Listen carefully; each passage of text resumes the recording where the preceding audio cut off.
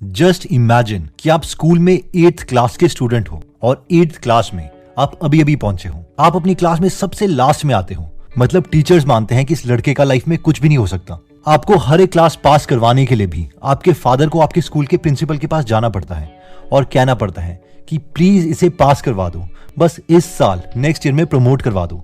अब आप मुझे ये बताओ कि आप इस पोजीशन पर अपने को फेलियर मानोगे या नहीं, क्योंकि रियल डेटा तो यही है कि आप अभी तक क्लास में अच्छे से पास भी नहीं हुए हो।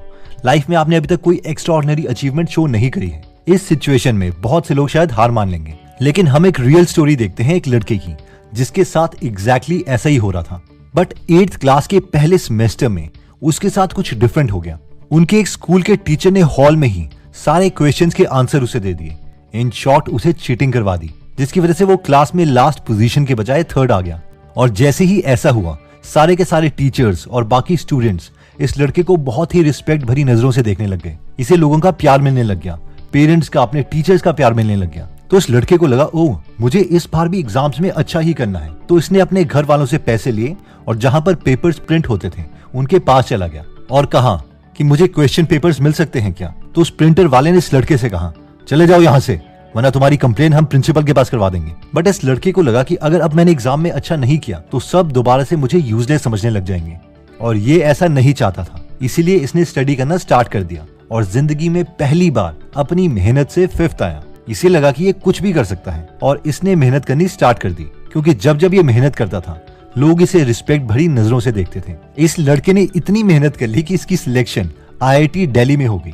IITs में भी ये टॉप में नहीं आता था, बट बॉटम 10% में आता था। अब आप में से बहुत लोग सोच रहे होंगे कि यार वाह, ये तो काफी अच्छा रहा लाइफ में, बट अभी ये क्या कर रहा है। तो एक्चुअल में ये स्टोरी है दीपिंदर गोयल की। शायद आपने इनका नाम ना सुना हो, लेकिन इनकी $9.5 बिलियन की कंपनी जोमेटो का नाम जरूर सुना होगा। Yes, Deepinder Goyal was a failure till 8th। तो इस स्टोरी से हमारी लर्निंग ये है कि anyone can do it, the question is what makes you do it. यानी कर कोई भी सकता है, लेकिन सवाल ये है कि हमें खुद में कोई ऐसी मोटिवेशन ढूंढनी है ताकि हम खुद से काम करवा सके। हो सकता है कि दीपक की तरह हमें भी रिस्पेक्ट ही चाहिए हो। नेक्स्ट पॉइंट कहता है कि don't drain your energy.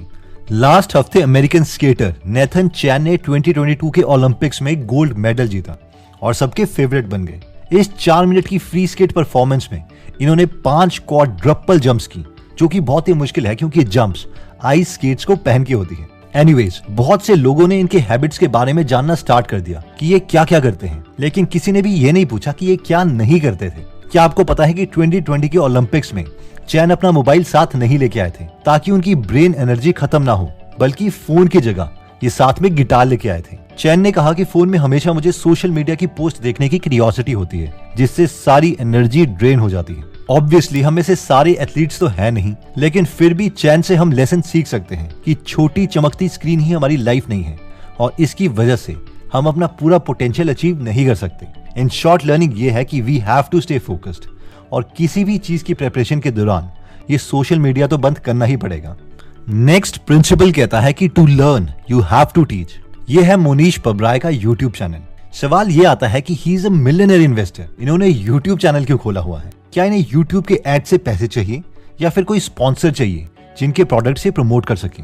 Obviously इनका टाइम इतना वैल्यूएबल है कि ना ही इन्हें यूट्यूब की एड से और ना ही कोई स्पॉन्सर की इनकम से इन्हें कुछ फायदा होने वाला है। मुनीश कहते हैं कि the best way to learn is to teach, यानी अगर खुद कुछ सीखना है तो पढ़ाना स्टार्ट कर दो।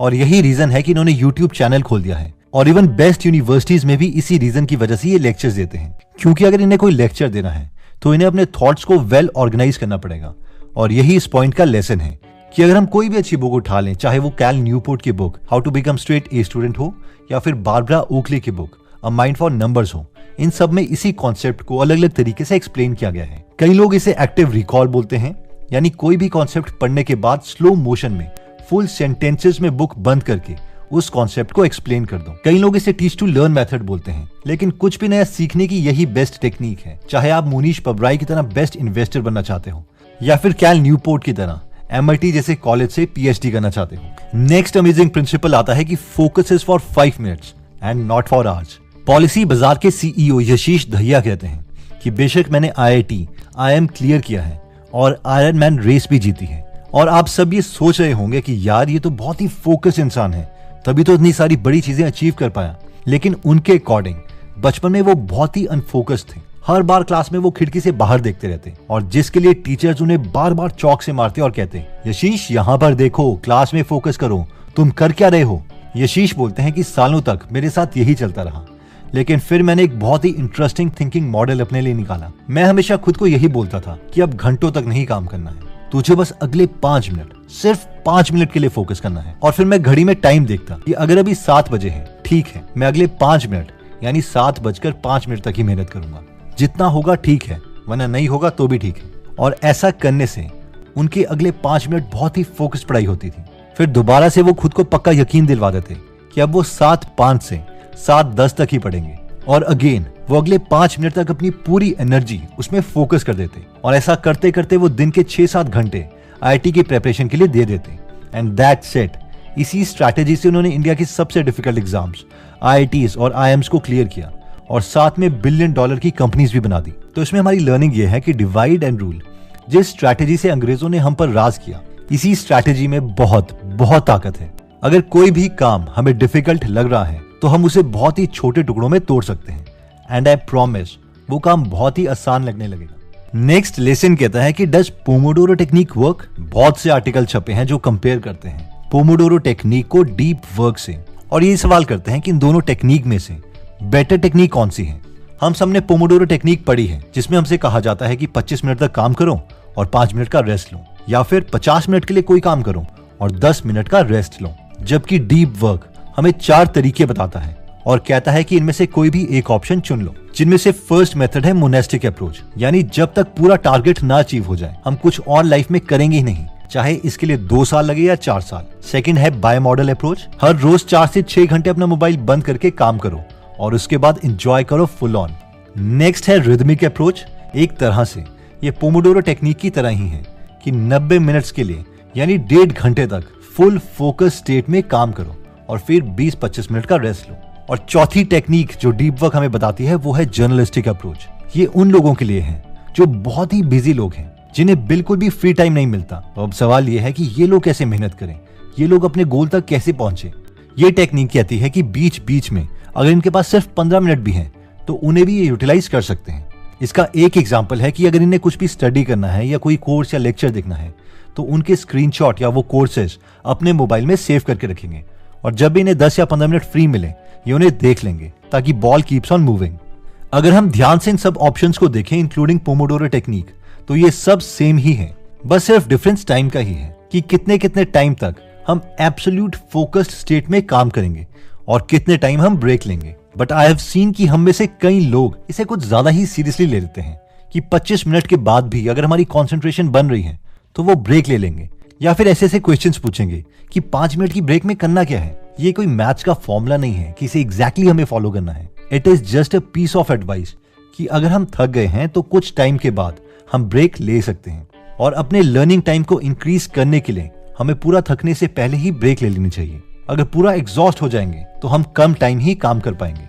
तो एक बार हम जल्दी से सारे कॉन्सेप्ट्स को रिवाइज कर लेते हैं, और अगर आप चाहें तो आप इनके स्क्रीनशॉट्स ले सकते हैं ताकि बाद में आप इन्हें रिवाइज कर सकें। तो सबसे पहले हमने देखा था कि anyone can do it, the question is what makes you do it. इसमें हमने बिंदर गोयल की स्टोरी देखी थी कि 8th क्लास तक उन्हें सब लूजर मानते थे, लेकिन जिस वक्त उन्हें पता चल गया कि लोग उन्हें रिस्पेक्ट करते हैं अगर उनके अच्छे मार्क्स आएंगे, तो उन्होंने स्टडी करना स्टार्ट कर दिया और आईआईटी में सिलेक्शन भी हो गई। साथ में आज इतनी बड़ी कंपनी के वो फाउंडर हैं। तो इसका मतलब ये है कि कैपेबिलिटी तो सब में है, बस हमें ये फाइंड करना है कि हम खुद को क्या रिवॉर्ड दे सकते हैं ताकि हम खुद से काम करवा सकें। सेकंड पॉइंट था कि डोंट ड्रेन योर एनर्जी। इसमें हमने अमेरिकन स्केटर और 2022 ओलंपिक विनर नेथन चैन की स्टोरी देखी कि ओलंपिक्स के टाइम में वो अपना मोबाइल घर ही छोड़ के आए थे।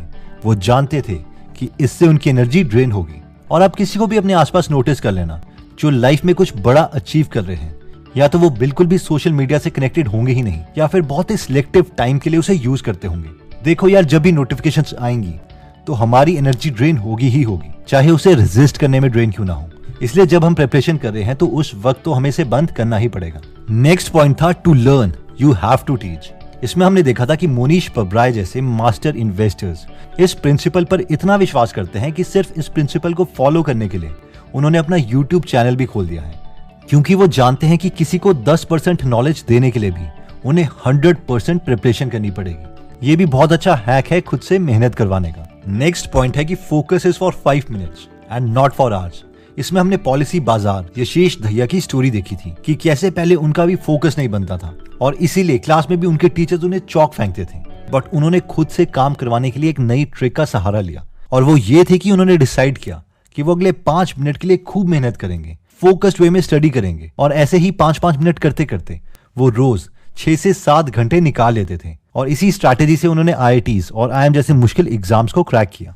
नेक्स्ट पॉइंट कहता है कि does Pomodoro technique actually works? तो इसका आंसर हमने देखा था कि यस भी और नो भी।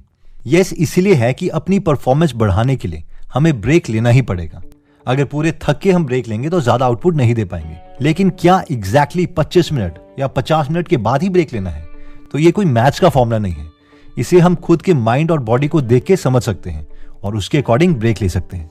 अगर आप खुद को स्टडी के टाइम में या कुछ बड़े गोल अचीव करने की जर्नी तक मोटिवेट रखना चाहते हैं तो आपको हम एक बेस्ट फ्रेंड देना चाहेंगे और वो है गीगल एप्लीकेशन, जहां पर हिंदी में बेस्ट मोटिवेशनल बुक समरीज हैं, जो ना ही सिर्फ आपको बेस्ट हैक सिखाएगी पर साथ ही में कभी भी औरों की तरह नेगेटिव वर्ड्स नहीं बोलेगी। इसे यूज कर आप खुद के लिए अलग से पॉजिटिव जोन बना के रख सकते हैं। तो अगर आप ऐसे बेस्ट फ्रेंड को लूज नहीं करना चाहते तो आप गीगल एप्लीकेशन डाउनलोड कर सकते हैं। इसका लिंक मैं डिस्क्रिप्शन और फर्स्ट कमेंट में दे दूंगा।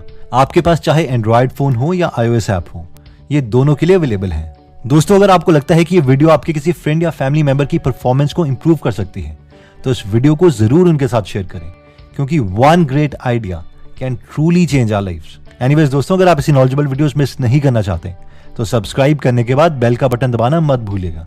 आप कमेंट करके ये भी बता सकते हैं कि आप नेक्स्ट वीडियो किस टॉपिक पर चाहते हैं। जल्दी हम आपसे दोबारा मिलेंगे। जय हिंद।